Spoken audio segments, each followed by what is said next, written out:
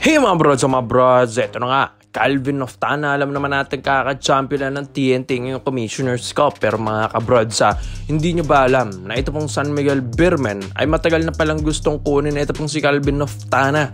Yes, nung nasa NX Road Warriors pa to, nung nandyan pa si Coach Yeng Yao, dahil nakitaan na talaga nila ng potential agad, ito pong si Oftana. Ang kaso nga lang, bigla itong naunahan ng TNT Tropang Giga. Pero hindi naman titigil ang SMB kahit nakuha na ng TNT, kahit ilang championship pang makakuha na ito po ni Calvin Oftana dyan. Dahil ito pong San Miguel Beermen, balak na magluto ng trade dito sa sharpshooter na ito. Ito pong 6'5" na talagang kumamada at nagpasunog dito sa Barangay Nebra, San Miguel, para nga makapag-champion ng TNT Tropang Giga dahil uminit nga ito nung 4th quarter Game 7 mga kabrods. Pero ito mga kabrods, ito pong SMB balak kasi nilang bitawan yung mga ibang superstar neto, alang-alang lang sa isang superstar din.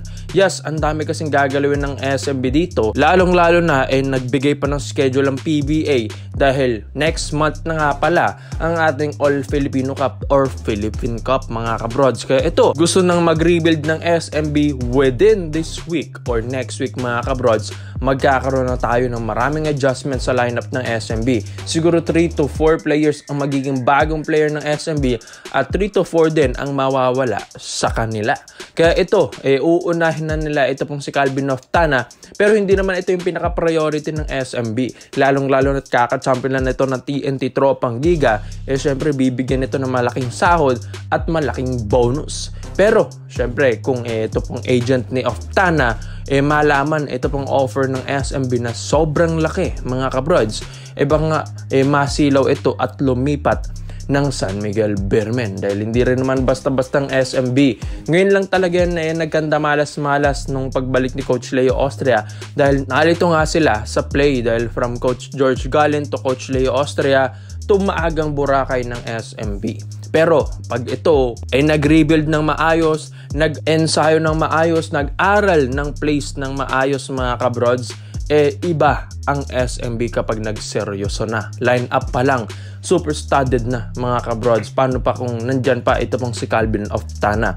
One of the best shooter din kasi ito ng PBA, ito pong si Oftana. Kaya makikita mo dito yung worth ng isang Oftana at Troy Rosario trade. Kaya grabe mga kabrods, mas valuable nga daw ito pong si Oftana at kitang-kita naman sa finals ng Ginebra at TNT kung gaano kagaling at ka-sharpshooter ito pong si Calvin Oftana. Hindi lang din naman kasi pang shooting ito pong si Calvin, meron ding pang perimeter, ang ganda rin ng drive, ang ganda rin ng rebound, defense, ang ganda rin ng pasa, court vision neto, and ang ganda rin ng attitude. Kaya hindi rin tayo magugulat kung makuha man ito ng ibang kupunan, lalong-lalo na ang SMC Group dahil mga ganitong players ay kailangan nila. Bali-balita nga sa SMB, mga batang players at mga big man or mga sharpshooter ang mga kanilang kukunin mga kabrods dahil dito sa past season ng SMB ngayong Commissioner's Cup na kanilang maagang Boracay, ang dami nga daw talagang masakit sa ulo na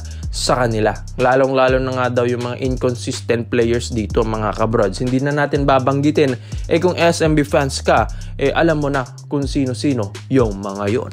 Kaya ito pong si Calvin Oftana, alam natin medyo malabo dahil kaka-champion na ng TNT, pero gawin natin itong 50-50 mga kabrods dahil ito pong si Oftana ay mautak rin naman ito kung pipili kung anong kupunan siya mga kabrods. Pero kung gusto niya ng pangmagalang magandang kupunan, malakas na kupunan, syempre pa-partner ka na kay 8-time MVP Julmar Fajardo. Kaya ikaw mga brods, Calvin Oftana, dapat ba itong ituloy ng SMB?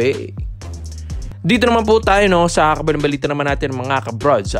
May post nga dito, ito pong si Mr. Snowbad, kamakailan lang mga brods, ang sinabi niyang hindi ito April Fool's post. Player wants to be traded ASAP. He no longer wants his present coach. Clue, kamukha ni Redford White. So ang dami nga dyan sa comment section sa ibaba ng post niyan ni Mr. Snowbadwa na ang kamukha lang naman daw ni Redford White dito sa PBA. Ito pong si Berto Robert Bolick mga kabrods. So ito pong si Bolick gusto na pala talaga magpa-trade mga kabrods ASAP dahil yan din naman talaga yung pinaka-clue ni Mr. Snowbadwa na si Berto nga daw ang tinutukoy niya dito. Tapos nag-connect mga brods dahil nag-post nga ang spin.ph na ito pong si Robert Bolick, growing restless at mid-tire NLEX. Ito na nga, nagko-connect na yung mga reports natin kay Berto Robert Bolick na gusto nga pala talaga nitong magpa-trade na para nga sa title run. Dahil ito nga ay pagod na rin ito sa NLEX Road Warriors na sa kanya lahat mga kabrods. Pagbubuhat, pagpupuntos, pag-a-assist, pati sa pagli-leadership mga kabrods, maski sa mga plays, kay Berto na lahat. Kumbaga talagang napapagod na rin si Bolick. Dating nasa Northport, pagod sa Northport, tapos pumunta naman ng NLEX Road Warriors, tapos ito, napapagod na rin ulit siya mga kabrods. Alam din naman natin, ito pong si Robert Bolick, may pusong kampiyon nito sa San Beda Red Lions dati mga kabrods sa NCAA. Pero ito pong si Berto, gusto rin namang mapunta sa isang koponan na matino mga kabrods na kayang kumuha ng titulo. Syempre, dalawang big companies lang naman yan, ang MVP Group at ang SMC Group mga kabrods, yung mga pwedeng puntahan na ito po ni Robert Bolick para nga makakuha ito ng titulo or kampyonato. Kaya ito pong Barangay Hinebra San Miguel ay gusto rin naman ito pong si Berto dati pa mga kabrods. Hindi nga lang nila matsyempuhan ito pong si Robert Bolick dahil naunahan sila ng MVP Group that time nung binibitawan na ito ng Batang Pierre. Kaya kinuha ito ng NLEX Road Warriors. Pero knowing na nasa NLEX ito at gusto na rin palang magpalipat ni Bolick, ay dito na gustong gumalaw rin ang Barangay Hinebra San Miguel. Lalo na't kakatalo lang ng Jeans mga kabrods sa TNT Tropang Liga ngayong championship sa Commissioner's Cup 2025 last season na yan. Dahil ito pong Hinebra ay gustong gusto rin namang bumawi. Pero kung makuha mo naman ang isang Robert Bolick na superstar ng NLEX Road Warriors na kayang gumawa ng 30 puntos pataas kada laro mga kabrods, syempre, mas lalakas lalo ito pong scoring ng Barangay Hinebra San Miguel. Take note, walang Justin Brownlee next season, kaya All Filipino Cup tayo. April 4 na nga yan mga kabrods April 3 na, bukas na ulit ang opening ng All Filipino Cup. Napakabilis lang nito. Kaya habang walang Justin Brownlee, why not kumuha ng isang scorer mga kabrods? Ito pong Hinebra na lokal. Katulad nito ni Robert Bolick na superstar na at pwede pang makakatulong ito po. Robert Bolick dito kanya Scotty, RJ Abrentos, Troy Rosario, Japet Aguilar. Diba mga kabrods? Dahil ito pong si Bolick, hindi rin naman basta-basta ito.